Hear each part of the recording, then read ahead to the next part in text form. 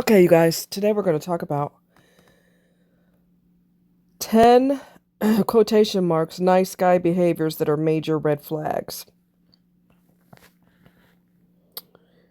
All right? Got to get rid of these people early. Recognizing these subtle warning signs early can save you from emotional exhaustion and potentially toxic relationships.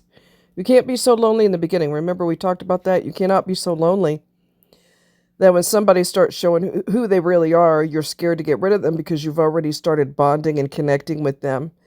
Forget about a connection, because once they find out that, or you find out that your so-called connections are not a real connection because that was a fake nice person that they showed you, that's not who they really are. And once you find out that they're really a monster, you realize that they're actually who you felt for in the beginning, or who you thought was so amazing in the beginning, is a ghost. That's not the real person, right? So you have to let that go. No one's going to fall in love with a cartoon character, or no one's going to fall in love with a fake nice person. You should not, because that person's not real. That person doesn't exist. All right? When their generosity comes with hidden expectations, that's number one. True generosity exists without contingencies, but the nice guy offers gifts, favors, and assistance with invisible strings attached. He might surprise you with concert tickets, then act wounded when you don't reciprocate with romantic interest or physical affection. These transactions masquerade as kindness, but function as unspoken contracts you never agreed to sign. The result, I'm sorry. The resulting guilt becomes his leverage, creating an emotional debt designed to make you feel perpetually obligated. Number two, the constant need to remind you how nice they are. Genuine kindness requires no announcement. It's evident through consistent actions and doesn't demand recognition. As Marriage.com explains, the nice guy frequently verbalizes his exceptional status. I'm not like other guys. You'll never find someone who treats you this well. My ex-friend did that, remember? It was becoming weird. Amongst other behaviors he did that was weird. These declarations serve as preemptive character witnesses in a case nobody's arguing. His repetitive self-labeling suggests he's trying to convince both of you of something that should be self-evident if it's true. This verbal insistence often intensifies when he feels his nice guy credentials are threatened by normal relationship friction. He creates a false binary. Either accept everything he does without question, or risk rejecting someone uniquely valuable. The frequency of these reminders typically correlates with the gap between his self-perception and his actual behavior. The wider the disconnect, the more frequent the assertions. Excuse me, my ex-friend did that stupid shit. I'm not like other guys. And he just starts saying it more often. I'm not like other guys, and I treat women so well that even if they're involved with somebody, or married, or in a serious relationship, all I have to do is make a phone call and they come running. I tell them I need some and they come running. That is him stroking his own ego. That's not. If you're a nice person, you don't have to advertise it. Come on. Who are you trying to convince? Me or you? Okay? Number three, they keep score of every good deed. Relational scorekeeping transforms kindness from an expression of care into currency exchanged for future benefits. The nice guy maintains a detailed mental ledger of every supportive phone call, thoughtful gesture, or moment of emotional availability. These acts aren't offered freely, but are carefully documented as evidence to be referenced later when requesting compliance or during conflicts. His accounting system reduces complex human connections to simplistic transactions where affection becomes something owed rather than freely given. Phrases like, after everything I've done for you, or specific recitations of, is that how you say that? Of past kindnesses during unrelated disagreements signal his transactional approach. Notice how he catalogs actions that should be basic relationship standards while treating your contributions as expected and unremarkable in comparison. Number 4, their kindness disappears when rejected. The most revealing moment in any quotation marks nice guy interaction comes when his advances meet clear boundaries or rejection. His supposedly unconditional kindness suddenly develops conditions, vanishing when it fails to produce desired outcomes. The transformation can be jarring, from attentive listener to hostile critic, supportive friend to vindictive antagonist, all within moments of hearing no. This instantaneous personality shift exposes how performative his previous behavior actually was. Watch for immediate withdrawals of emotional support, sudden critical assessments of your character, or passive-aggressive punishments following rejection. These reactions demonstrate that his kindness operated primarily as a means to an end rather than authentic care. Genuinely nice people might feel disappointed by rejection, but maintain respectful behavior. Regardless of outcome, they don't demand emotional refunds on basic decency. That's really important. Listen to that.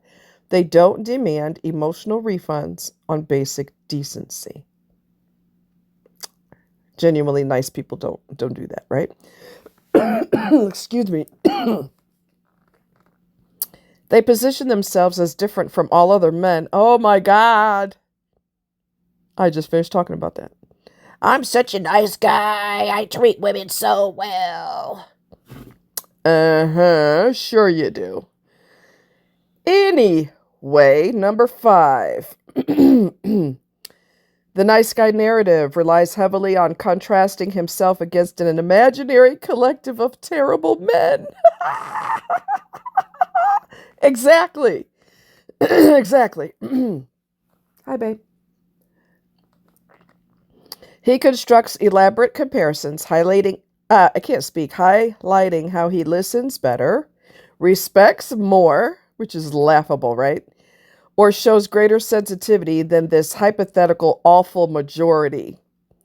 This framing serves to lower standards by suggesting you should feel fortunate to receive basic human decency from him. Oh my freaking God. This strategy typically intensifies when discussing your past disappointments or society's legitimate criticisms of male behavior. His constant differentiation reveals deep insecurity and reinforces problematic stereotypes about masculinity. By positioning himself as the exception, he paradoxically demonstrates his similarity to the very men he criticizes. I'm sorry. My asthma is acting up and making me cough, and it's just obnoxious. Anyway, so pardon me, guys. Notice if he uses your previous relationship traumas as evidence of his superiority rather than showing genuine empathy for your experiences. Notice if he does that. Healthy partners don't need to diminish others to establish their own worth. Number 6, they respond passively aggressively to disappointment. Oh, wow. Allergies, go away. And don't come back another day. Jeez. When thwarted, the nice guy rarely expresses disappointment directly, instead deploying calculated passive aggression designed to elicit guilt while maintaining plausible deniability. His responses might include exaggerated sighs, deliberately withdrawn conversation, sulking behaviors, or martyrdom statements about his unappreciated efforts. Sorry, guys, I'm so sorry. These indirect expressions allow him to punish without taking responsibility for causing conflict. The pattern typically emerges around seemingly minor situations where he expected accommodations that you don't provide. This communication style forces you into emotional detective work, constantly decoding unspoken grievances while walking on eggshells. That sucks to have to do that. It totally sucks. His sullen withdrawal creates emotional consequences that appear self-inflicted. I'm not angry, just disappointed. Becomes his cover for administering relationship penalties. These patterns indicate fundamental dishonesty in emotional expression and a preference for manipulation over mature conflict resolution. Damn. Wow. In other words, I'm going to keep acting this way until you tap dance to my tune. And if you don't, there's going to be penalties. And sometimes they'll even lie and say, I'm not mad. I'm good. You know, they'll do the silent treatment. That's another passive-aggressive, childish bullshit that people will do. And you know what? If you go silent, I mean, you could stay silent forever. You could be a deaf mute for all I give a shit. I'm not playing with you people. I'm just done with it. Stupid-ass people. I'm done. Number 7. They treat basic decency as exceptional behavior.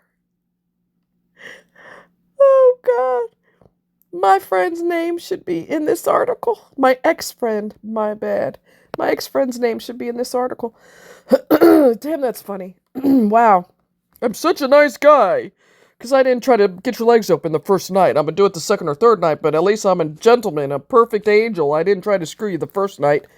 The freaking hell out of here. That's what I call a nice dog. You're still a dog in heat. You still want to poke somebody, but you're going to pretend you're a gentleman. I ain't stupid. Number 7. They treat basic decency as exceptional behavior. Okay. One hallmark of the nice guy is dramatically lowered standards for what he constitutes praiseworthy behavior in relationships. I am drinking water and everything, and it ain't making a difference. Let me drink some more. Jeez. Hold on. I'm going to do a quick commercial.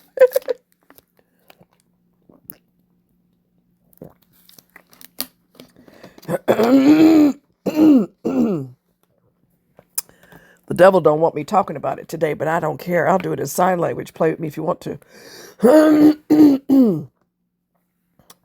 He expects elaborate appreciation for baseline respect that should be fundamental rather than extraordinary. Simple acts like listening without interruption, remembering significant dates, or offering emotional support become framed as remarkable achievements deserving special recognitions. This inflated valuation of minimal effort reveals how little he actually expects of himself. All right? The expectation of disproportionate gratitude creates asymmetrical relationship standards where your contributions are normalized while his are exceptional. Notice if he frequently mentions how most guys wouldn't perform basic partner behaviors like respecting consent, sharing household responsibilities, or providing emotional support during difficulty. Sorry, guys. This comparative framing attempts to make mediocrity appear remarkable through strategic contrast with imagined worse alternatives.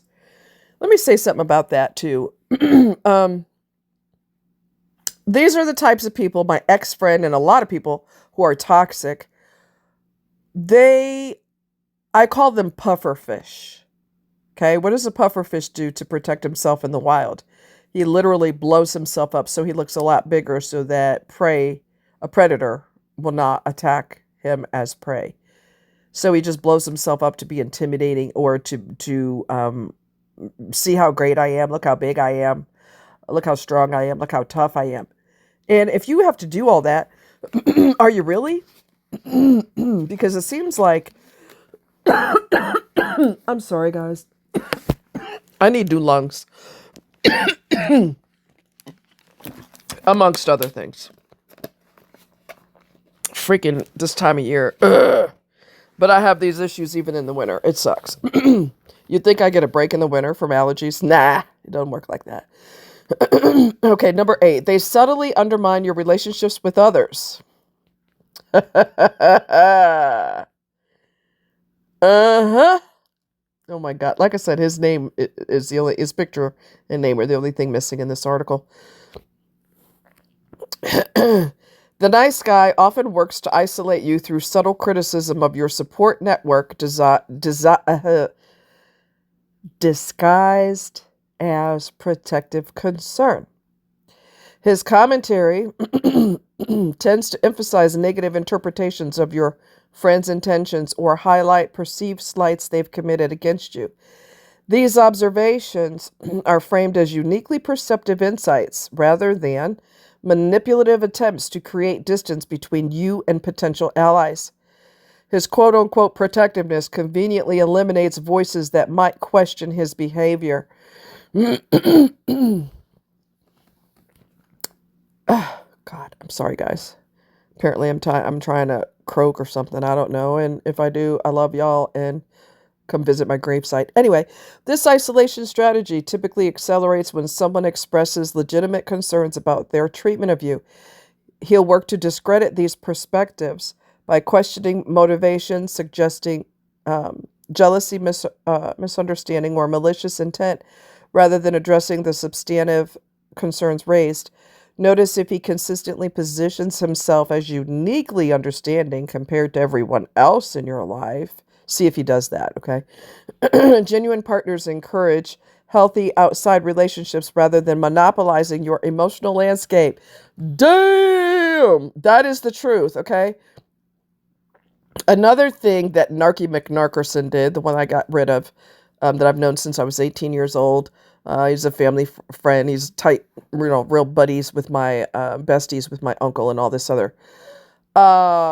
He expressed, he's never done this before. Never did this before. When that mask came off, baby, it came all the way off. You hear me? That sucker jumped off his face with a quickness, and all of a sudden, the real him. He showed jealousy for the first time, and we weren't even talking about that. Well, you hang out with your other friend a lot. What the does that have to do with the price of tea in China? I suspected that he was jealous of him, even though he knew I wasn't romantically involved with him, and you shouldn't trip anyway, because I'm not romantically involved with your ass either. So what you tripping off who I hang with? It's like ownership. It's like ownership, and I don't do ownership. I don't. So, and he's in my corner more than you are. So you really shouldn't. If anything, you should be jealous that he's been there for me more than you've been. So if you want to have a beef, have a beef with yourself, because every surgery he was there. Every time I need to go to the ER, it's not an everyday thing. I know that sounds bad, but whenever I've had to go to the ER, his ass was there. Your ass wasn't. And yes, you live in another state. But if I was going to guarantee you some your ass would be here on a goddamn freaking Friday night. You'd be here, or Friday morning, looking for a weekend of free nookie. Sit down, boy. You little silly child. Number 9, they create elaborate rescue fantasies about you. What? The nice guy often constructs elaborate narratives positioning himself as your inevitable savior, regardless of whether you've requested rescue. He imagines fixing your struggles, healing your past wounds, and single-handedly transforming your life through his uniquely sensitive understanding. Right. These hero fantasies reveal he's attracted more to your vulnerability. Damn. Oh, snippety snap, don't talk back. Let me say that again. These hero fantasies reveal he's attracted more to your vulnerability than your strength, and views your challenges as opportunities to demonstrate his exceptional worth. His investment becomes contingent on maintaining a helper-helpee dynamic rather than an equal partnership. Wow, this is deep. This is really deep. I guarantee y'all know somebody like this. You do. Trust me. Think about it. You do. This savior complex manifests in statements like, no one has ever understood you like I do, or unsolicited advice positioning him as uniquely qualified to solve your problems. The fantasy requires your perpetual neediness rather than growing capacity or capability, creating a disturbing incentive structure in the relationship. Weird. Watch for discomfort or disappointment when you solve problems independently without requiring his intervention. Authentic supporters celebrate your self sufficiency rather than feeling threatened by it. Mm-hmm. Number 10. They use self deprecation to prevent any criticism. Oh, that's such a turnoff. Strategic self criticism becomes a preemptive shield against legitimate feedback in the nice guy playbook. He'll make exaggerated negative comments about himself. I'm such an idiot, or I always mess everything up when sensing potential criticism. This tactic creates immediate pressure for you to contradict his statement rather than address the actual issue at hand. The conversation shifts from his behavior to a reassuring his fragile ego instead. This manipulation leverages your compassion against your legitimate need for accountability in the relationship. His performative vulnerability creates a double bind where addressing concerns make you seem cruel for piling onto someone already suffering. The pattern reveals an inability to receive feedback constructively and prioritizes protecting his self-image over genuine growth. Notice, if emotional conversations consistently end with you comforting him about issues he's created, this inversion signals a fundamentally self-centered approach to relationship dynamics. And this is on yahoo.com, and it's called 10 Nice Guy Behaviors That Are Major Red Flags. 10, the number 10, nice guy, quotation marks, behaviors that are major red flags. And oh my God, I see all of these behaviors in the person I got rid of. I'm the best, and I do more than other guys, and what's wrong with them, and they don't know how to act. Do you own a mirror? Do you own a mirror at all? Okay. Wow. So yeah, yahoo.com, 10 nice guy behaviors that are major red flags. Anybody who has to announce anything to you. I'm powerful. I'm an executive for my company. I make X amount of dollars. I have this kind of car. Even if it's true, I don't give a shit. I don't. I don't. I don't. I don't. Contrary to toxic men's belief that all men want their money, who the hell are you? You ain't rich. There's only a handful of people, probably around the entire world, or a handful of people per country who are actually wealthy. You ain't one of them. Sit down. You got $2 in your pocket, in one pocket, and Twinkies in the other pocket. You ain't got jack diddly. And even if you do, that doesn't make you a good person. It does not. I can't stand braggers. And anybody, like one chick that I had an issue with at the park, she had an issue with another lady and I found out about that recently, which I didn't know about that. She picked a beef with another person. She's all up in men's faces because she needs the attention, but she likes to argue and fight with women. And I think a lot of that has to do with jealousy. She started the conversation, and then when people responded, she went off. Don't ask for advice if you can't handle it. Okay, idiot. She just gets off on fighting. Some people are like that. A lot of toxic people get off on fighting, arguing, belittling, pulling imaginary people into the conversation. Well, I know several people that would never agree with you. That is a perfect example of pulling imaginary people into the conversation. Okay? They have to have, strength in numbers. So we're going to pull 10 to 20 people. I know at least 10 people that would totally think you're ridiculous. What you said is stupid. Really? Bring them to me. These imaginary people, bring them forward. Let me talk to them. We'll have a good powwow about this. But they can't do that because these people are imaginary. Okay? These people don't exist. This is just some kind of wacko BS that they're trying to pull to make it seem like it's all of us against you. Another thing. Oh, God. It's not mentioned in this article, but I've been through it with the other person, which is another reason. And I told him a long time ago, if you keep doing this, we're going to be done. Well, he stopped doing it for like a really long time, probably years. He quit doing it, or I don't know, at least a year or so. I don't know. He stopped doing it for a while, and then he started doing it again. And I had told him before, if you keep doing that, we are going to be done as friends. We'll be done. So he put that on ice, but then it resurfaced. That behavior resurfaced again because he can't resist being an ass. I cannot handle, and some toxic people will do this, and you need to dump them as fast as you can. Everything you say is dead wrong. Everything you say is dead wrong. Everything that the doctor told you is dead wrong. What you learned in college is dead wrong. Your degree is not a real degree. You say you worked hard to get your degree, blah, blah, blah. You're wrong. You're wrong. You're wrong. You are wrong. You are wrong. A tornado hit Columbia, Missouri the other day. And apparently, even though you could research it in the news and find, you could even see the recycling facility that was it was destroyed by the tornado. That fool would tell me that didn't happen. You're wrong. Even if I showed him pictures of the building that's completely destroyed, that's not in Columbia, Missouri. I don't know why you're showing me that picture. You're wrong. Okay?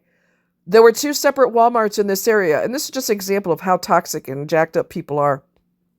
There are 2 Walmarts that one guy went to twice, and he had to go to the back of Walmart because that's what they make you do. If you're in Walmart and there's a tornado in the area, they make you go to the back of the store. Everybody has to go to the back because there's glass in the front or whatever. For safety, they make you go in the back.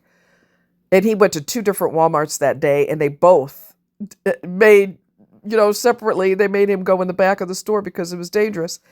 Well, if I would have told him that, he would have told me I was wrong. Everything that comes out of my mouth is wrong. I went to school for EMT. I received a licensure from the state of Missouri. So there are certain things I know. I used to help deliver babies. There's certain things I've learned along the way. I was a sponge. I was soaking in as much knowledge as I possibly can.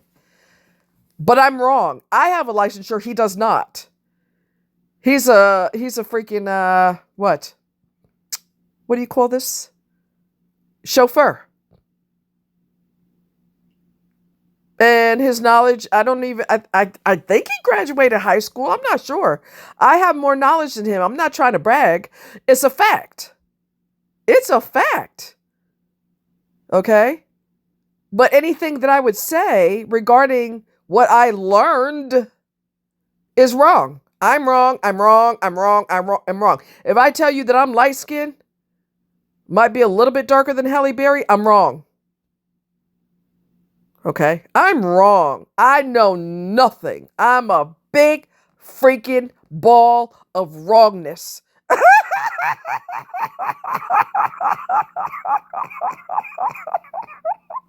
I mean, some people are so fucking toxic that, the toxicity is leaking out of their goddamn pores. How hateful can you possibly be?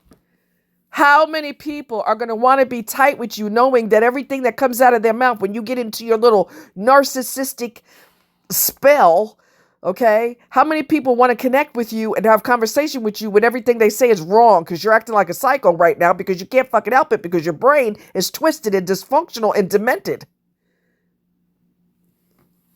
Okay? You're wrong, you're wrong, you're wrong, you're wrong. You could say I went to Brown's, which is the name of a shoe store in Warrensburg, Missouri, which is probably me being wrong again, because I like to be wrong. Anyway, I could say I got me, I didn't, but this is an example. I just got me Italian leather shoes that are they were on sale, and I can't believe how great the price is. It's Italian leather. You're wrong. They're not Italian leather. You're wrong. You know? You know, you just I have been so angry at that individual in the past that I hurt my throat. That's how hard I screamed at him. And the sad thing is when somebody is that twisted in their head and that negative, because they're sick, there's nothing that you could say that's going to give them an aha moment. And I've talked about that many times. There's nothing. Okay, let's just say you got two people that are not toxic. Let's do that for a change, right? You got two people that aren't toxic. Good luck finding them. But anyway, and they're both disagreeing on something. They discuss it in a normal way. I didn't know that. I always thought it was such and such. And the person's like, no, I read about it or seen it in the news, or I, found out through an expert or whatever the case is. I found out that this is what the situation is. Well, I never knew that. Now, what he would do is resort to, no, you're wrong. I'm not trying to be funny. This fool has limited education, did not go to college. Did work a long-term job for a long time, for 30 years. He was a cameraman for ABC before cameras became fancy and all these newfangled digital whatever. And he don't know how to do any of that. So he retired and now he's a chauffeur. He doesn't have any education at all. But everybody's wrong except him. Okay? Everybody's wrong. If a meteorologist who has training, licensure, certifications, whatever they're required to be a meteorologist, and there's going to be some major weather popping off in the Midwest next week, they're wrong. Look here. No. Absolutely no. No. No, no, no, no, no. All right, so I'm going to end with this. Remember I told you that I think I was getting a new friend and that kind of thing, and we were cool and we were talking every day.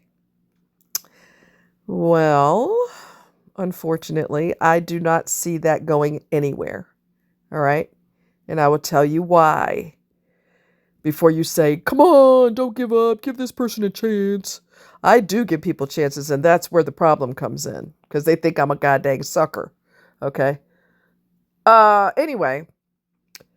So what had happened was I threw some testers out there to see what would happen, and the response was no response. That was a tester to test for empathy, because you seem to have empathy for your mother because they're extremely tight. You have empathy for her. You take care of her. You look out for her and this and that. You seem like you have empathy. But when I told you that I have intense pain in my foot, which I do when the weather changes, the pain is unbearable when the weather changes, the foot that I had surgery in. She had no response to that. And I'm going to tell you what happened before I mentioned about my foot to her. They were hugging me and telling me how much they love me. And sometimes you do. Sometimes you love a person's spirit. And face it, I'm awesome. I'm sorry, I'm wrong. I couldn't resist that shit. Quit laughing, it's not funny. Anyway, they were just all over me, and I thought, well, we just click, because some people you do click with, and you just feel like you've known each other forever. You have one conversation, and it feels like you've known each other for 10 years. I was still distrustful. I was being careful, but I wasn't totally trusting. There was something, I can't explain it. You remember I told you I could read people? So I'm the type to wait it out, because what's meant to happen and what's meant to be revealed will be revealed, regardless of how nice you are and how kind you are and how loving you appear to be. You're going to reveal who you really are, and it's just a matter of time. I just didn't know it would happen this fast, okay? So what happened was, she texted me. Her and her mom drink a lot. They drink their asses off. Both of them, okay? And I don't like to contribute to people getting wasted. I don't like that. I don't want to be your designated driver.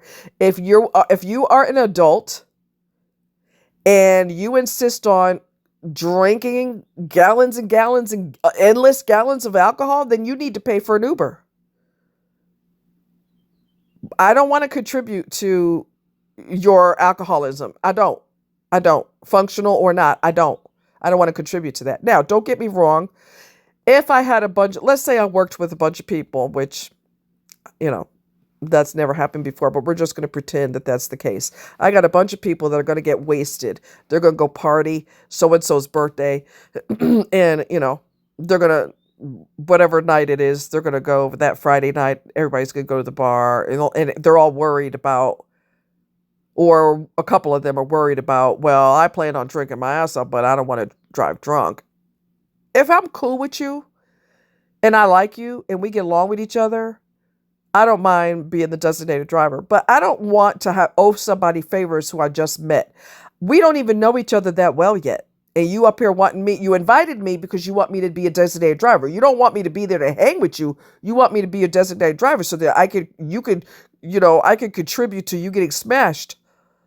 No, I'm not doing it. And I wasn't going to do it anyway because I was busy, but I don't like being used. Nobody enjoys being used. We don't really want to be in your company, but we're going to attach ourselves to you because we really do need a designated driver because we're going to drink our asses off every single opportunity. And we're going to need somebody that's going to actually, help us be able to do that. I'm not doing that. I'm not doing that. Now, if we established a friendship already, and you invited me to places because you want to be in my company, not because you need something, that's a different ballgame. But I've been through that before with another person. She was chasing men in the meetup group. One guy she decided to put her talons in, and he wasn't interested in her. So what did she do? She just texted me out of the clear blue and said, "Are you going to such and such?" We weren't tight. She had my number. We didn't text back and forth. We didn't have any communication, hardly ever. We weren't really that tight at all. We had never gone out one-on-one. And she's like, "Are you going to such and such?" I said, "No." She said, "Oh, because I was gonna see." But I don't know how she worded it. I was gonna need a ride home because I'm gonna be drinking. Yeah, no, I'm not. I'm not doing that. We're not cool. We're not friends. We're not established in a friendship. I'm getting the impression that you just want me to hang with you so that I can be your ride. So I can contribute to you being drunk as hell. And I'm not doing that. We aren't cool with each other. Now, I did do it for my girlfriend's kids. They were old enough to drink. Don't go there. They were old enough to drink. We lived in the same, let's see. Did I live in the same town? I don't remember, but I've known them for many, many, many years. We've been tight. Me and their mom been tight for many, many, many years. I've watched them grow up from when they were little to teenagers to adults. All right. So obviously we've known each other for a long time. So when they went to the bar, I found out they were going. I said, "Well, I will pick you all up." "You sure? It's going to be like 1 or 2 in the morning." "I don't care. I'm a night owl anyway. So if I know ahead of time that I'm picking you up, then I'm obviously going to be awake. It's all good. I'd rather pick you up and take you home so you get there safely than not." But look at the history we've had. We've known each other for many years. So yes, I would do it for them. And yes, I did do it for them. But just for people I don't really know, and then you're going to not talk to me no more, and you didn't acknowledge about my foot because you were disappointed or pissed off that you didn't get a free ride from me yesterday? People reveal who they truly are, and I'm not going to be a sucker. I'm not your sucker. Tom, Dick, Harry, Sally, Sue, David, Michael, Robert. I'm not a sucker for none of y'all. The sooner people realize that, the smarter they'll be. Y'all take care. Much love. Mwah. Talk to you later.